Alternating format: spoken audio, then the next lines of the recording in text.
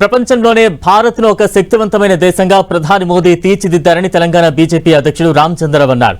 నరేంద్ర మోదీ ప్రధానిగా 12 ఏళ్లు పూర్తి చేసుకున్న సందర్భంగా హైదరాబాద్లోని పలు ఆలయాల్లో రామచంద్రరావు ప్రత్యేక పూజలు నిర్వహించారు. మల్కాజ్గిరి ఆనందబాగ్లోని వెంకటేశ్వర స్వామి ఆలయంలో హారతి కార్యక్రమాలు నిర్వహించి ప్రత్యేక పూజలో పాల్గొన్నారు.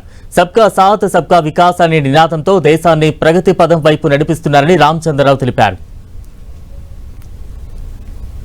నరేంద్ర మోదీ గారు ఈ రోజు 12 సంవత్సరాల్లోనే దేశాన్ని ప్రపంచంలో అతి గొప్ప దేశంగా, ఒక ఆర్థికంగా ఒక నాలుగో ఎదుగుతున్నటువంటి శక్తిగా మార్చినటువంటి వ్యక్తి.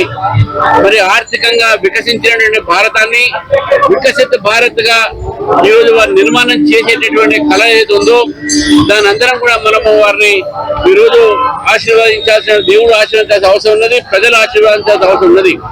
వికసిత భారత్, అదేవిధంగా జన కళ్యాణ్ భారత్, అదేవిధంగా ఈరోజు సబ్కా సాత్ సబ్కా వికాస్ అనేటటువంటి ఒక ఆలోచనతో ఏదైతే నరేంద్ర మోదీ